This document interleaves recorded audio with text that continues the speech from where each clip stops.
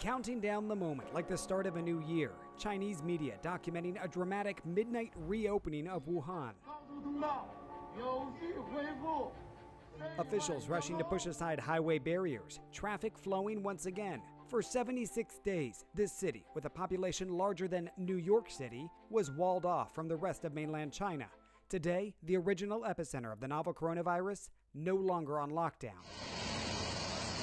A water cannon salute for the first commercial aircraft returning to Wuhan's airport. Inside the city train stations, an unusual sight. Crowds of people.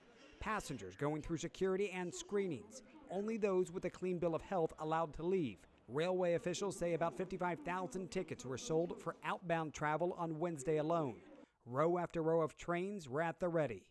Just before the January 23rd lockdown took effect, CNN traveled to Wuhan.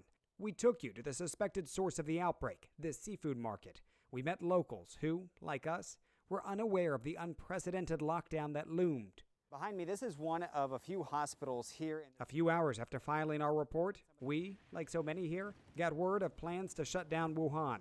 We then boarded a train back to Beijing to begin our quarantine, but relied on video chats to keep in touch with those inside the lockdown, like Iris Yu, stuck in her apartment for more than 2 months. As of Wednesday morning, she was on board a train fully protected, headed to southern China.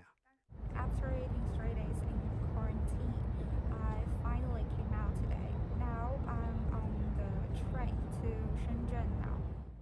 As for the Wuhan she's leaving behind, though it is not yet fully operational, but it indeed is recovering.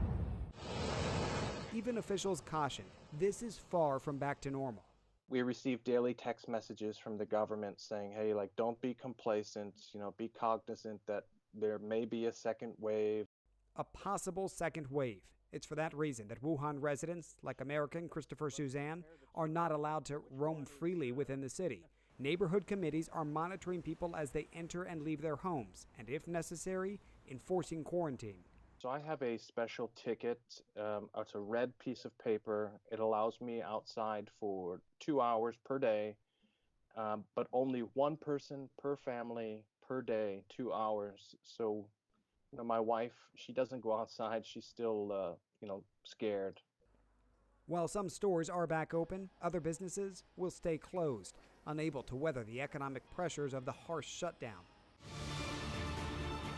Following subdued Lunar New Year celebrations in late January, state media marking this moment as a new beginning of sorts.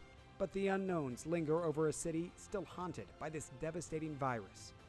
David Culver, CNN, Shanghai.